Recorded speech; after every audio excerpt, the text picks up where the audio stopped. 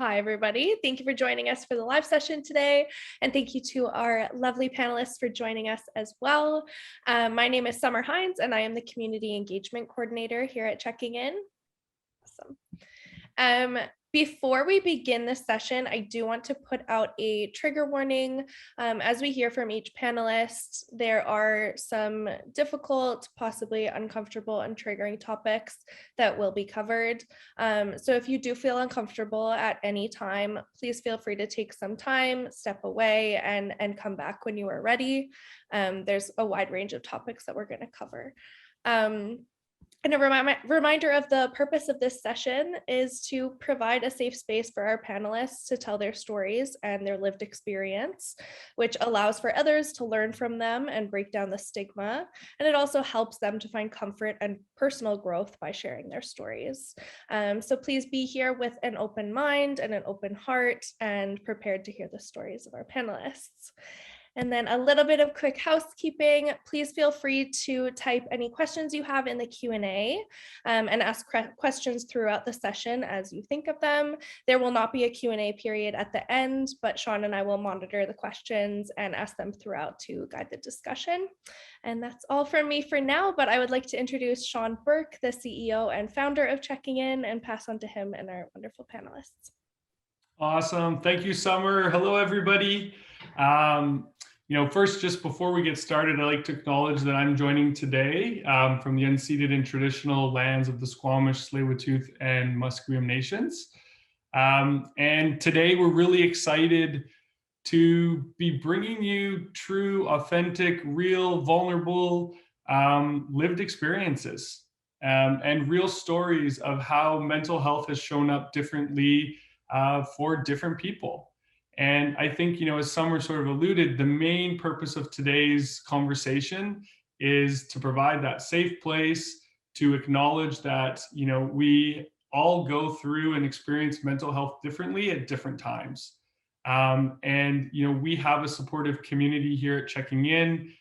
Each of the organizations that you belong with deeply value and want to ensure that, from that safe place perspective, people are able to tell their stories and get the support that they needed or need.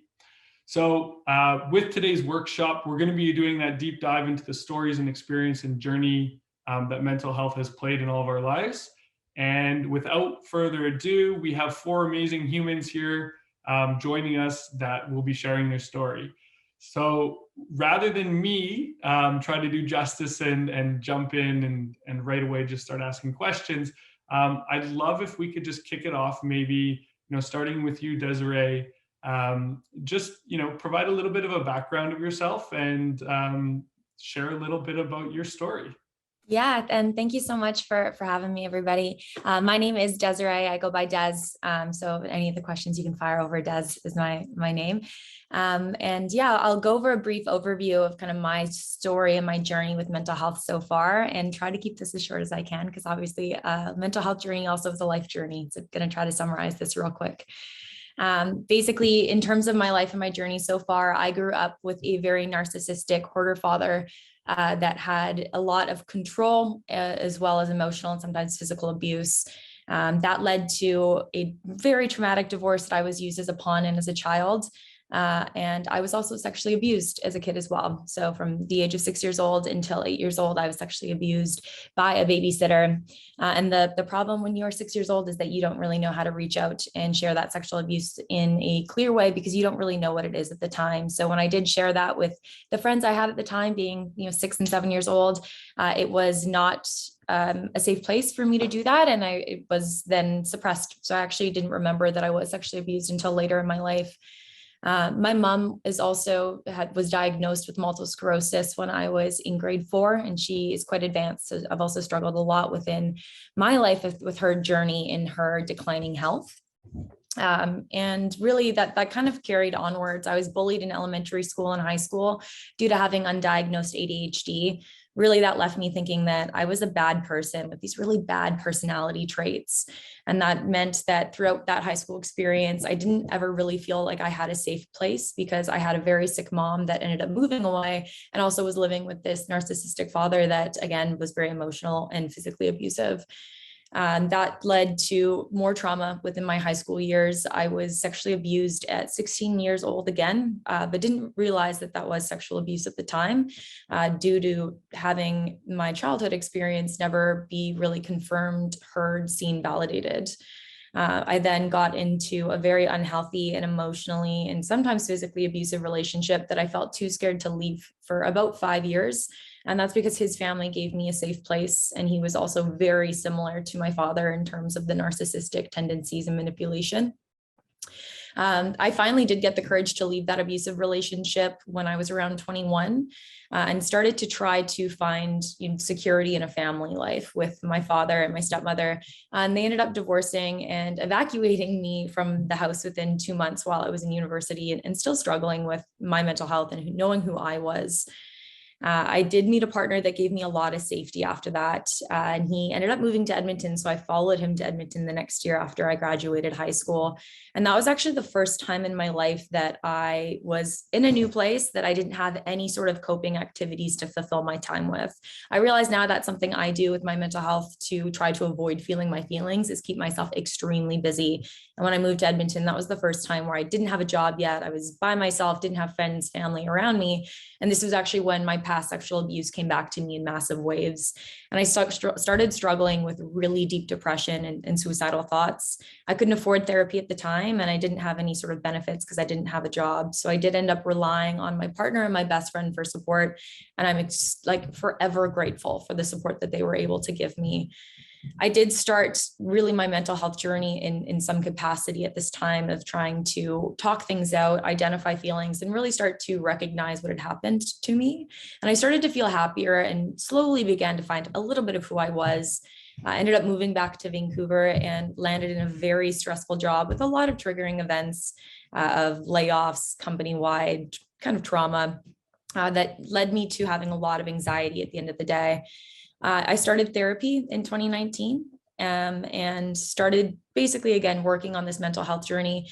But with this job that was very anxiety riddled, I ended up traveling a lot with it. And I ended up being sexually abused at a conference for that company in 2019. And that is when my mental health completely nosedived.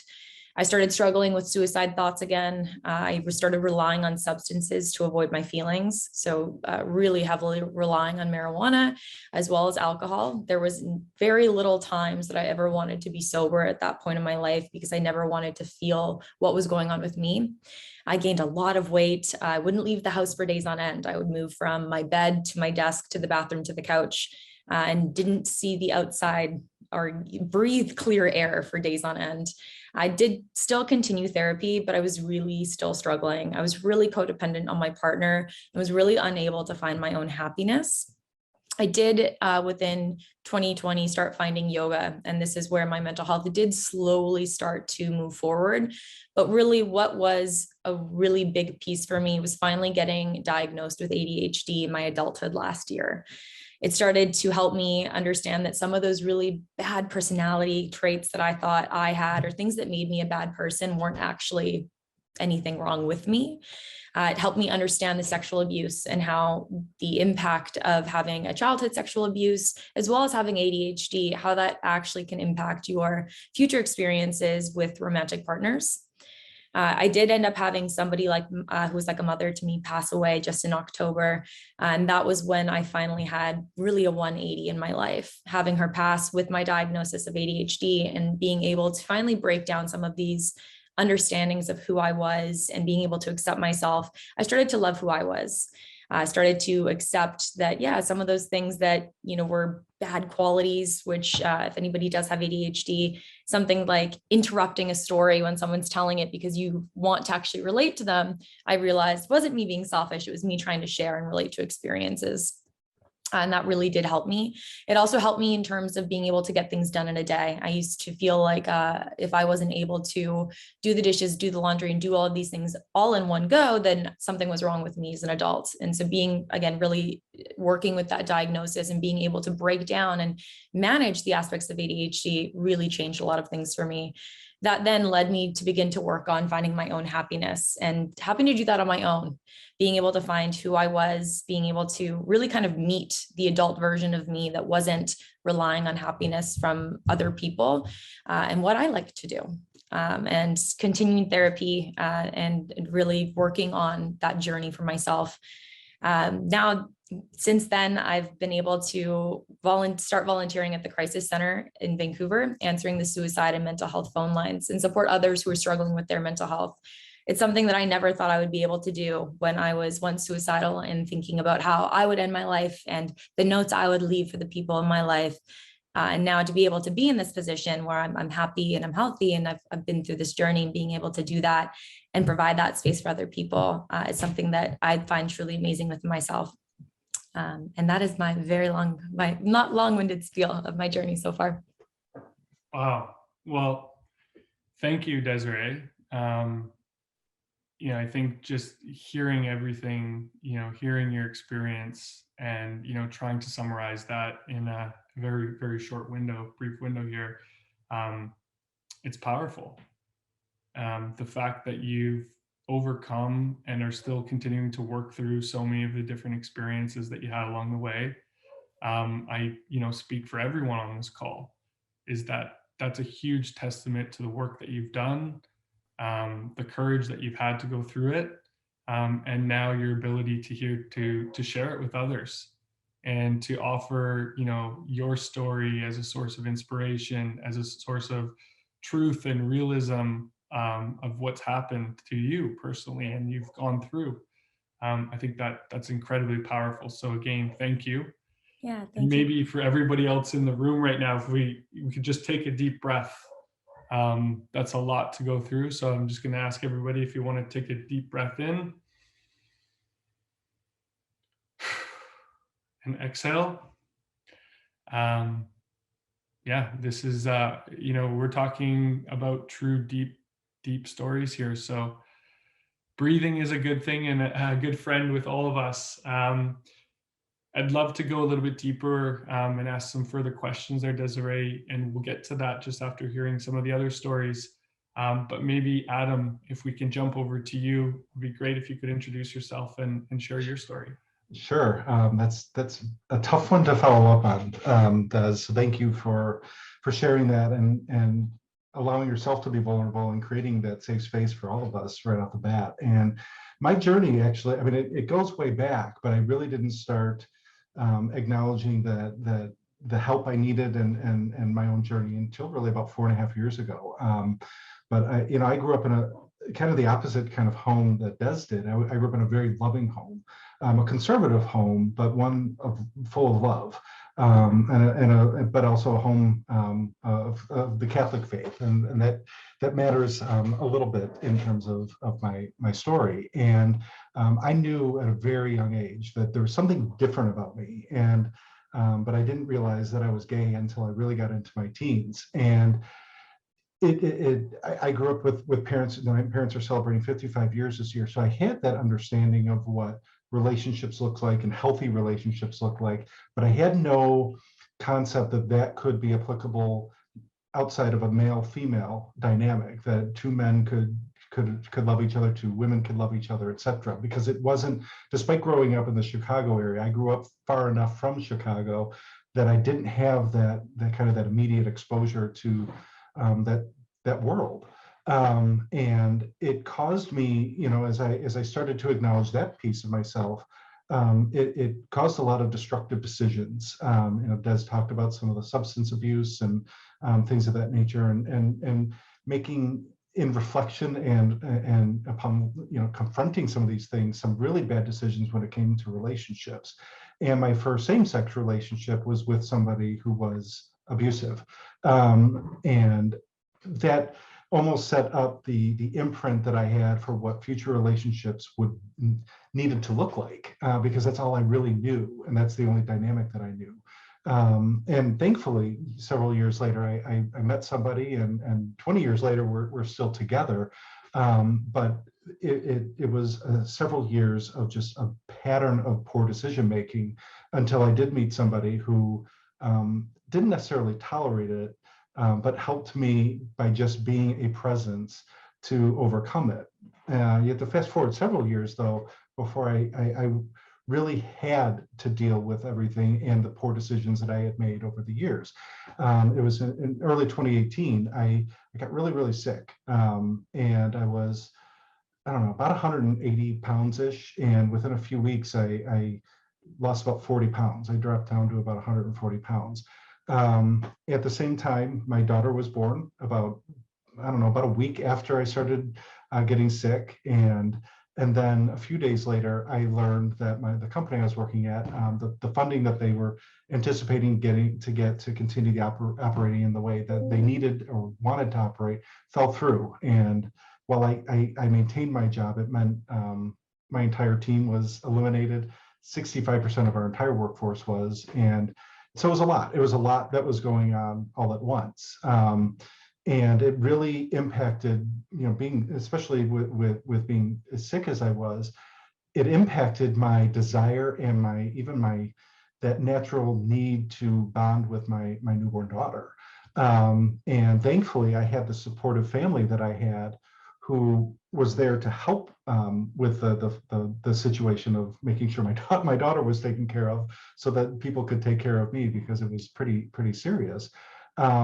But it was also because of that support that I started finally looking into things in my own past, and trying to better understand why I made the decisions that I was making and how they led to where I was getting today.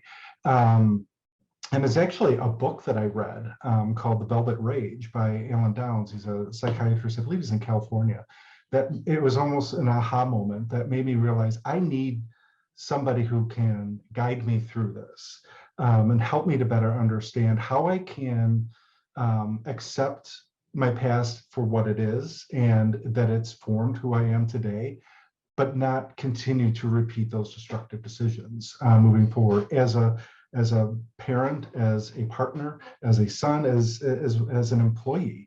And since then, that's exactly what I've been able to do. I gained all my weight plus some back. And I mean, it turned out I had a bad infection that was causing everything in my neck, but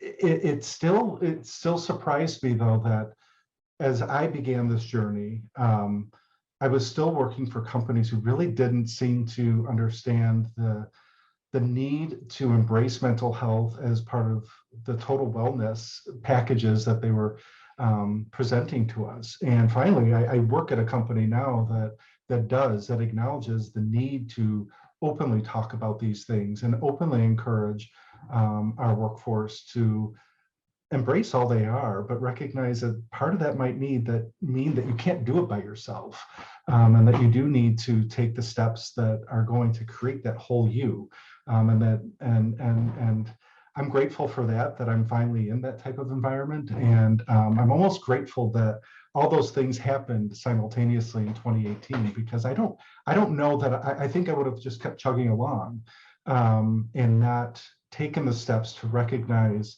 that I'm a flawed person, and that's okay, but I need to learn from those flaws, and again, not let those dictate my future.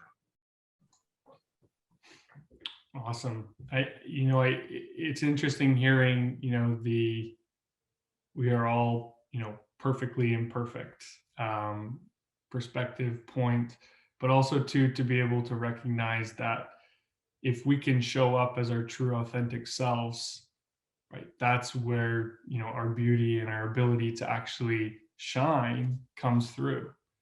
And I know, Adam, having spoken with you on so many different occasions, the passion that you have when it comes to supporting others. And so hearing your story and recognizing that, it took you some time to get to that place of personal acceptance and realizing, who you were, and to ultimately show up as that person, that's a huge accomplishment. And, I think that's a great message in the story, and I'm grateful that you could share that with everybody. So thank you. Okay, we'll offer everybody a moment to take another deep breath with me.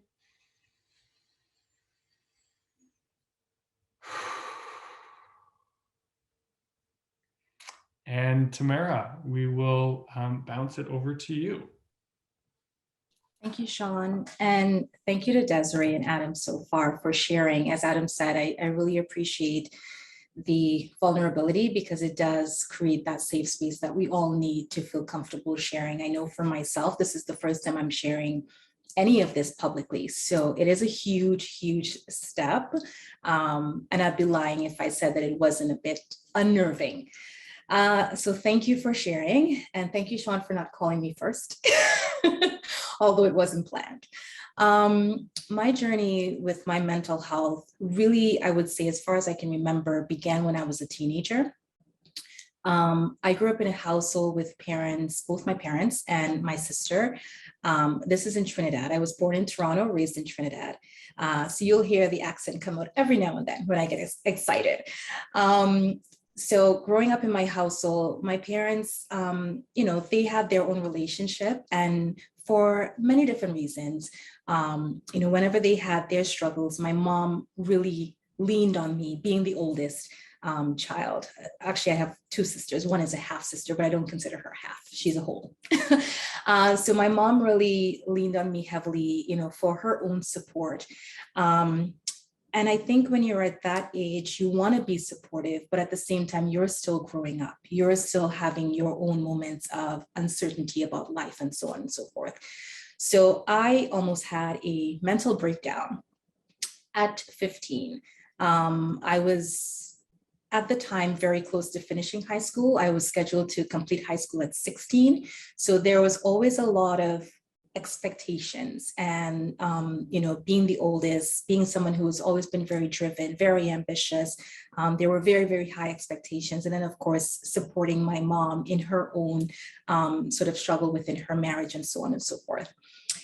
That being said, at that particular time, I had a high school boyfriend at 15. He was 16, and he was probably the best thing that could have happened to me, similar to Adam describing his situation, the best thing that could have happened to me at that point in my life. I was extremely overwhelmed at 15 with the thought of having to finish high school at 16, potentially go off to university immediately thereafter, and just overwhelmed with life, overwhelmed with everything that was happening in my household. And this person was extremely supportive. At 16, he was extremely mature. He was the type of person who would say to me, you need to talk about this. You need help for this. You need to do X, Y, and Z. That being said, I did, as I mentioned before, almost have a nervous breakdown. I was hospitalized for about 2 days as a result of that. And it was my high school boyfriend at the time that, again, really was my rock. My parents were absolutely there for me, but he was the person that I felt safest speaking to about a lot of the things that I was going through. Fast forward, I did have a chance to start therapy in Trinidad. And that really helped me to start understanding sort of my own struggles. And what I was diagnosed with at that time was high functioning anxiety. I had a really amazing therapist who really helped me understand what that meant and why I was getting to that point of, sort of spiraling. That therapy session or sessions rather went on for quite some time, for just over a year. And then at the age of 18, I graduated at 16. I decided to stay at home for another couple of years and continue school in Trinidad. At the age of 18, I decided to move out of my parents' home and out of the country on my own. I did that, returned to Toronto, and decided to put myself through school. At that point in time, I went about finding a part-time job to support myself. Being a young Black woman, and certainly being seen as an immigrant and heard as an immigrant, even though I was born here, it was extremely challenging. I was very lucky, I would say, although I worked very hard for it. I was lucky in the sense that I got some really meaningful roles very early in my career. And as I mentioned earlier on, I was always very ambitious. I always wanted to make sure that I was able to take care of myself. Again, a lot of those things come down to the high functioning anxiety. People never know what's going on. You're like a duck. You seem cool, calm, and collected on the surface, but underneath the water, everything is just going like a mile a minute. I got a really great job, and I won't state the name of the employer, but I will say that I had a very traumatic experience at that job. And that triggered everything for me. I immediately went back into that state of anxiety, as well as fell into a state of depression. And I think for a lot of folks, they don't realize that anxiety and depression typically go hand in hand. It almost feels like an oxymoron to say that someone is depressed and have anxiety, because when you think about depression, you think about somebody who can't leave their bed, somebody who is unable to function in society, somebody who is in a dark room all of the time. But that's not always the case. Depression shows up in different ways. And then to have the anxiety on top of it, always trying to sort of control my environment and trying to make sense of things and trying to be everything for everyone and support everyone, it was extremely challenging. So needless to say, that traumatic experience in my workplace triggered the anxiety, but also brought about the depression. And that really started to lead me into a state of not being able to take care of myself. I was a young mom at the time. I was married at the time. My marriage essentially started to fall apart, not just as a result of the anxiety and depression. Of course, there were other factors. But that being said, I do see in hindsight how that played a role, because I didn't seek help at the time for those issues that I was struggling with. I went through the divorce, continued to raise my daughter. She's now 17. And, as the time went on, I realized that the traumatic experience that I had to be addressed, because it was always following me to every single job I went to. I felt like I was never able to just sort of leave it behind.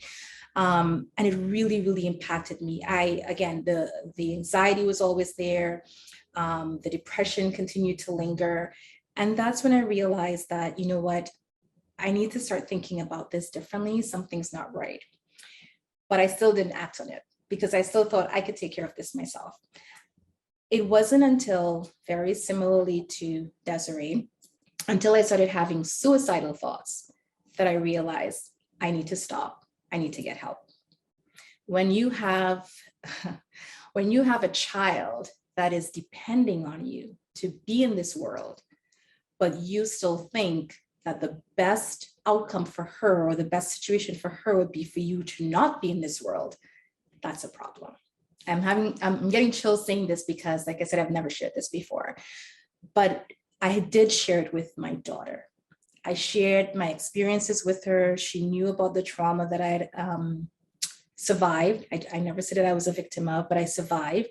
And she understands very well that although I am a strong person, although I am the person who's always trying to be there for everyone and loyal to a fault at times, that I am still human, that I am still vulnerable. I'm not made of steel. So at that point in time, when I started having those suicidal thoughts and actually started planning for my passing, like literally planned my funeral, started putting things in place, ensuring that insurance was up to date, like everything was in place for my departure. And it's going to sound really bad, but I even had my own song list, like, don't come to my funeral and cry. I want you to celebrate my life. Play these songs. So it was very real for me. And it was at that point in time that I realized it's either I ask for help or I'm really going to do this. So I saw my doctor, and of course, like any good doctor, he immediately said that I needed to get the support to get past this. And this was many years ago now. And I refused. He gave me a prescription for medication for the anxiety. I didn't want to take it. He said, maybe you should consider therapy. And I said, okay, I'll think about it. So I did start the therapy, met an amazing human being who I don't know what I would be without her or what I would have done without her at that time. And it was in chatting with her that I realized that I had never dealt with the anxiety. I had never dealt with the depression. I had never dealt with the trauma in a way that it should have been dealt with to begin with.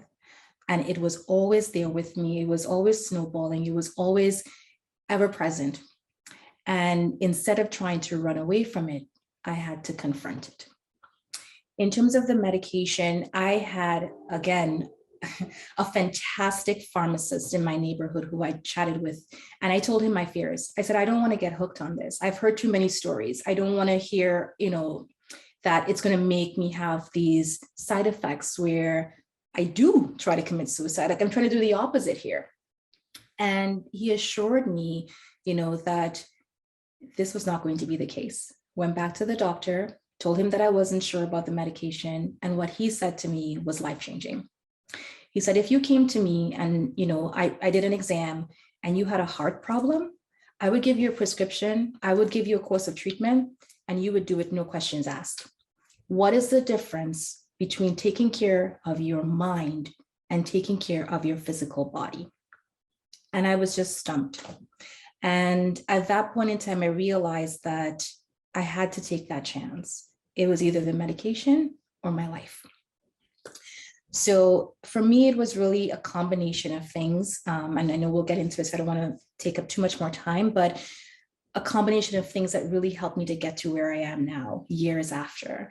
And it was really important to me when our employee relations manager reached out and she asked me if I would do this, because I felt for myself and for a lot of people, we suffer in silence for so long because of the stigma, and it's unnecessary. So I'm really happy to be here. I will share a lot more as we continue the conversation, but that was just really to give you a little taste or maybe the appetizer for what's to come.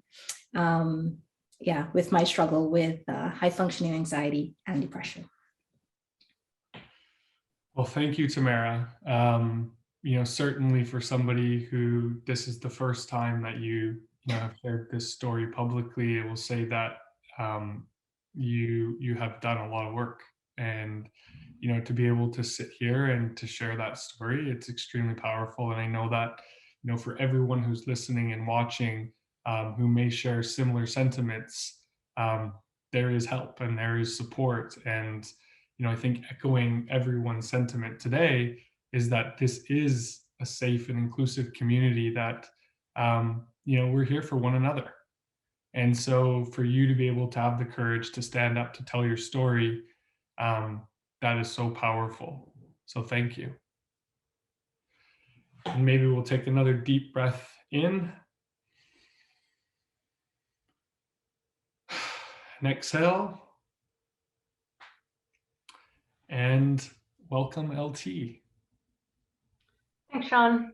Thank you so much, Des, Adam, Tamara. I just love your bravery and vulnerability. And I think that is such a gift, because as soon as we can be vulnerable, it gives other people permission to be as well. So thank you. I will try to keep this brief.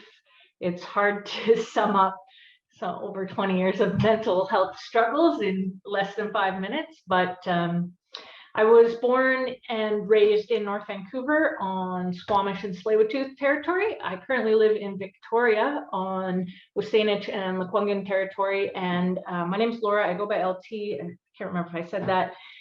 And I was raised, I think, in a very good home, in the sense that all of my basic needs were met. No family is without its own sort of foibles or dynamics, but as childhoods go, I had a great one. I don't remember any kind of sort of capital T trauma, but I know I was bullied a lot as a kid, both for gender issues and for sort of being labeled as gifted or smarter than other kids and getting put in special classes and stuff. So my school life was never ideal. I had like one best friend and that was it. And when I started high school, around age 13 is when I first started to display, I guess, symptoms of mental health struggles, although I didn't know that's what it was at the time. I started self-harming. And by the time I was 14, 15, I started using substances and really enjoyed that. Not gonna lie, I was like, this changes how I feel. It gets me out of the here and now. It kills the fear. It kills the insecurity. It makes me feel like I belong and I fit in with other kids. So I did start using all different kinds of substances from that age. And at about age 16, I recognized that I had a problem. I was also diagnosed with depression around that time. That's a diagnosis that I struggle with in some respects, because I feel like it's one that stuck with me and I've been given it many times over the years. But I feel like in some ways my suicidality was an appropriate response to the circumstances that I found myself in. In any event, I first asked for help around age 17, started going to therapy, have been in therapy ever since, so for over 20 years now, and had my first sort of experience with getting sober. I've been in and out of 12-step programs. I've gone to treatment now 6, 7, 8 times. And, you know, it's interesting. I guess I'm addicted to pretty much anything that can change how I feel. I manage it, but it can really be anything. Like, I feel like it's kind of like a whack-a-mole, right? Like, I put down the drugs and then alcohol comes up, I get alcohol down, and then self-harm comes up, I get that down, and emotional eating comes up. It's like anything that can comfort me or change how I feel, I want more of. And it's funny because when people look at someone with a substance misuse disorder, they typically think if you take the drugs away, this person is going to get better. But I think that what people fail to realize is that substance use is often a coping mechanism.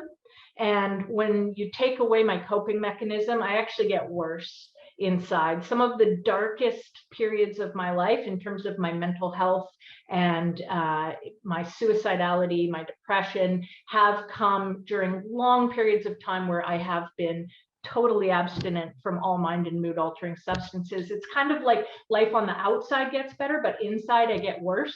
And I've learned that I have to treat my mental health and my addiction at, like, they're two trains running down parallel tracks. You know, either one's going to take the other out. So I really have to treat both of them in tandem in order to be okay. I have throughout most of this experience worked. I mean, Tamara mentioned high functioning. It's a blessing and a curse in some ways, because people do not always know the depths of what's going on for you. I've been, you know, gainfully employed while being an IV heroin and methamphetamine user. I mean, we don't tend to think that those two things go hand in hand, but it's possible. I'm not saying it went super well in the end, but it's possible. And, you know, over the years, I think that I've just spent a lot of time learning my patterns, learning to accept my own limitations. That's been a really hard part for me, because I come from a pretty high achieving family, and I've always felt like sort of the black sheep, you know, and it is hard to acknowledge that I can't do everything that I want to be able to do, that my mental health struggles mean I have to be in some ways more careful than other people in terms of how much I take on and how much I commit to. I've gotten a lot better though over the years. I mean, my pattern used to be like work, do an amazing job at it, burn it to the ground. And my life was constantly just like this pattern of like getting my stuff together and then burning it all down, going back to treatment, getting my life together, burning it all down. It's been unfortunately quite a pattern, but I feel like in the past, I mean, I've been quite stable in my mental health struggles for about 6 years now. And I feel like in the past few years, particularly, I've really gotten a lot better at saying no, waving the red flag when I'm not okay, taking things off my plate instead of smashing the plate, you know. And I've also started to talk a little bit more about my experiences. It's unfortunate because we live in such a stigmatizing society. I have felt for a long time like there's something deeply and fundamentally wrong with me, that I'm broken and that I don't deserve to be here. And so much of my journey has been in accepting all the parts of myself, including those parts of me that I don't like or, you know, would wish away, and coming to really integrate my past struggles and my present struggles with all of the wonderful things that exist about me as well. You know, those aren't mutually exclusive. And so it's really been a journey of coming to accept both the experiences that I've had and the vulnerabilities that I have to future mental health struggles, and all of the things that I do bring to the table as well. And, you know, getting a little bit more comfortable talking about it. So glad to be here and really looking forward to the Q&A. Thank you, LT. Having known a little bit about your story and having had those conversations, I know how hard you've had to work at it. And, no different than anyone else's story, that level of acceptance, being true to who you are and showing up day in and day out and putting in that work. I think, we see the hashtag courage in the chat here as well. That is something that, we can speak to and everyone has here. So thank you for telling your story. As we sort of, take a step back now, first of all, let's take another deep breath and exhale out. So we'll take a deep breath in and exhale. This is a lot, and it's a lot to hear other people's stories. I know everyone here listening, you're likely drawing on your own personal experiences, but I think that we need more spaces like this, and we need more people like Tamara, LT, Adam, Des to share their stories, because we're not alone. And if there's one thing that is definitely consistent across everyone's stories here, is that there is hope. That there is a new day tomorrow, and that there are people who can support you and help you through whatever you're going through. So just jumping into a little bit more Q&A style for the next 5 to 10 minutes here. Des, I'm curious, like from an ADHD perspective in the workplace, how have you learned to navigate that, and how do you advocate for yourself as someone with ADHD? Yeah, it's a great question. Before I knew I had ADHD, I just always felt chronically behind. So that was the one thing. I was always behind on deadlines. I always felt like I was kind of failing and kind of making it through by like the skin of my teeth somehow, because I am a master of procrastination. I now realize that deadlines are an ADHD person's best friends, because we don't get things done normally without deadlines. That's probably one of the biggest ways that I've been able to help myself and the people that work with me, is knowing that if I'm taking on something, there needs to be a deadline, or else I'm going to put that off, and I'm going to put it off for a long time. The other thing with that, and the other piece of it, is then also breaking down certain tasks. So I also found that in the workplace, if there was a big project that I was working on, or an area that had multiple things, my executive dysfunction would kick in, and I would start to procrastinate doing it, because it didn't seem like one thing I needed to do. It seemed like 20 things.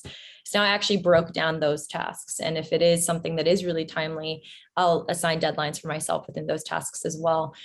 Big other pieces, I'm medicated for ADHD. I take Vyvanse every day, and that's really drastically changed the amount I can do in a day and how I can focus. And then the people I do work with know, the people who are on my team that I work closest with do know that I have ADHD, and know that sometimes I might feel like I'm really unproductive or I'm not getting a lot done, but then there are days where I'm going to be in hyperfixation mode, and I'm going to crush out all the work that I need to do in that day. And I think that also has really helped give me the space and comfortability. And then also just accepting myself with it, like knowing that, I don't suck. I'm not a bad employee. It's not that I can't do these things. I just have to do them a little differently. Absolutely. And just hearing sort of your approach to it, and trying new things, and being creative and exploring different solutions. But again, coming back to that acceptance, I think is definitely something that I'm consistently hearing. Adam, back to you for a second. I'm curious, when you were going through your journey, did you ever at any point have difficulty asking for that help growing up in a supportive family? What was that experience like for you? Yeah, I mean, I certainly did. And I look back and I don't know why. I think when you don't have somebody next to you who's the same, who, I didn't have those examples. So it was almost something that I spent years and years and years just blocking it out of my mind, who I am, and suppressing it and thinking, just don't deal with it. Don't think about it, and just go on, as they say, finding the beards to make me look like I'm normal. So yeah, I absolutely did, but it wasn't anything that anybody did or said. It was just a product of the environment that I was in. I grew up in a very conservative, very conservative part of Illinois that I didn't have others that I could go to and talk to. And I mean, we're going back into the early and mid 90s here. So I'm aging myself a little bit here. But I think, we fast forward to where we are today, 30 years later, I think we live in a remarkably wonderful world when it comes to people at the age that I was, at having the resources and having others, and a greater level of tolerance and acceptance to be who you are, that I think is allowing adolescents to make better decisions, make healthier decisions. They know they have greater access to resources that will help them, that just weren't available to me back then. So I don't place any blame on anybody, including myself. It was just the time that all of this happened for me. But absolutely, I wish there was a magical way sometimes to go back and get the help that probably would have helped me make better decisions. But at the same time, would I have the life I have today had that happened? So it's one of those unknowns. Yeah, and gain lived experience. Would you be in the same place today had you taken a different experience? Well, yeah. I think that's really interesting point. And Tamara, I'm curious from your perspective, jumping back into that conversation and that choice to have that conversation with your daughter. What was going through your mind, in the lead up to having that initial conversation with her, and how did you have the courage to have that conversation? That's a really good question. I have a very close relationship with my daughter. So, having those heart to hearts, or I call them Mommy Milan moments. Her name is Milan. It wasn't uncommon. So, growing up, I was extremely close to my mother as well. Hence the reason she would confide in me and share a lot of the same things that I tended to share with my daughter.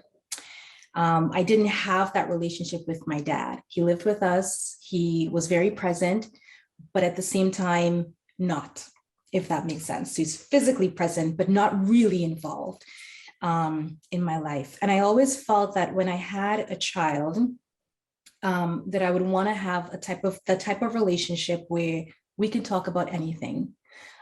We can talk about mental health. We can talk about physical health. We can talk about relationships. So again, it really wasn't, uncommon or out of character for me to have those types of conversations with her. That being said, I hid a lot from her too. I am very protective of the people that I'm closest to. That actually extends to my team when I'm working in an environment, such as the one I'm working in now. I can be very protective of people and very loyal to people. So I do keep things, or I did rather, keep a lot of things also under the surface. So although she was advised of the trauma that I experienced in the workplace, and just so everyone knows, the reason I'm not delving into the trauma is not because I'm not over it, it's because I know it can be extremely triggering for some. So I want to just be respectful of that. I'm very much over it, and I'm very much in a very different place. But that being said, I shared a lot with my daughter, but at the same time, always wanted to protect her and not burden her, not burden my friends, not burden my loved ones. And that's why that sort of one of the negative characteristics of having high functioning anxiety is that, you always seem so perfect on the outside, or put together, or poised even. But there was always that struggle sometimes under the surface. When I shared with her about the anxiety, it was really because I wanted her to never go through life wondering or experiencing things on her own without thinking that she has a source of support. I wanted her to know that this was normal. This is part of life. This is something that you don't have to suffer in silence about, and you don't ever have to face something like this alone. In the same way, we have our physical health, like I mentioned before, we have our mental health to take care of. So I wanted her to know that that was normal. But when I shared the fact that I was close to suicide, that was life-changing. And I only shared that with her after I started getting help. So I shared that part of it with her, Sean, because again, I wanted her to know that nothing in this world should ever be so great or feel so great that you feel like you have to take yourself out, that you always have someone that you can turn to. Doesn't matter who it is, but there should always be someone that you feel comfortable enough to talk to. And even if that is just your doctor, that is probably the best person to talk to. So again, it just really came down to having, one of those Mummy Milan moments and just sharing with her what I was dealing with, and wanting her to learn from my experiences, wanting her to be a stronger person than I was. Even though I think of myself as a very strong person, I still wanted her to be able to be stronger than I was. And just really wanted her to feel comfortable and not having that stigma attached to, taking care of your mental health. Awesome. Well, I love the Mummy Milan moment. That's a really nice way to put it. And I think, even seeing some comments come through the chat and the question, a lot of parents would have shied away from that or would have been scared to do that. And so, for you to be able to have and create that connection and foster that relationship the way that you did, I think it's really beautiful. Thank you. LT, I'm curious if there was something that you could bring yourself back to a younger age that you knew differently about mental health. What would that be, or what would that look like? Well, I guess when I first started talking about my mental health with professionals, when I was first dealing with it, to age myself as well. I mean, yeah, that was like the 90s. We weren't as open about these things back then. And I remember the overwhelming sense that I got from my parents was that they had somehow failed. And from professionals, I think the sense that I got was, like, something's not quite right. And we know how to fix it, but something's not quite right. While that may be true, I think that what I wish I had known about mental health at that age was how to separate my brain, my head, the experience of what's going on inside from my essence, my sense of self, the core of who I am as a being. I am all of these wonderful attributes that I feel good about. And I wish that the diagnosis and the struggle hadn't sort of sullied my sense of self, because I think so much of my journey has been about teasing apart all of the messages I've been fed by society and even those who mean well for so long that there's something wrong with me. Like, I've just internalized so much shame. It's become such a challenging thing even now to overcome. So I think that if I could go back in time, like for that young girl who I know never would have chosen this life, I would want to tell her, like, it's okay. You're trying your best to cope with experiences that are beyond your means. That doesn't make you a bad person. That doesn't make you a broken person. It simply makes you a little bit different than other people. And that's going to be your superpower one day. Yeah, that's really well said. And I think, it's so simple and yet so profound. And with so much going on in the world today, taking that approach with kindness and empathy, and giving yourself the space to accept and acknowledge everything and who you are, I think that's a powerful takeaway. So I want to take this opportunity to thank the four of you for being vulnerable, for having the courage to speak and tell your story. To the attendees who are listening, adding your words of encouragement, but also to hoping that you're taking something away today, where we all are going through something. And there is help, there is support, there are resources. And especially, you know, if today was more triggering for you, there are resources available. In particular, you can always get in contact with us here. We can help get you to the right supports, or remind you what else is out there for you know, a healing or supportive process. So with that, I want to thank you all again for sharing your stories, and hand it back over to Summer, who can wrap this up for us. Thanks, Sean. Yeah, to sort of piggyback off of that, that was powerful. Honestly, I had goosebumps and was moved to tears for a lot of it. And I think it's really important to have these sessions where we can hear people's stories and have a deeper understanding of what others are going through, especially when they are, you know, high functioning or appearing to us like they maybe are not struggling. So yeah, thank you so much, Desiree, Adam, Tamara, and LT for sharing your stories with us. Your vulnerability has helped us all to gain a deeper understanding of those struggles that everybody is dealing with on a daily basis, and have helped us have a deeper empathy and understanding for others. And that strength is very powerful. So we appreciate you being here today and being so vulnerable and so open. And I do also hope that in sharing your stories, that has helped you find a bit more strength and personal growth and acceptance of those differences as well. I have personally resonated a lot and felt seen and understood through hearing a lot of your stories. And I know a lot of our audience did as well. So thank you so much. And then to everybody watching as well, thank you for helping us to provide a safe and supportive environment for these folks to share. We could not do this without you. And just to wrap that up, there will be a survey sent out after the session. So please do fill that out as the feedback you give us, oh my goodness, give us helps to create content that is the most beneficial for you. So thank you so much for joining us today, and we hope you have a great afternoon.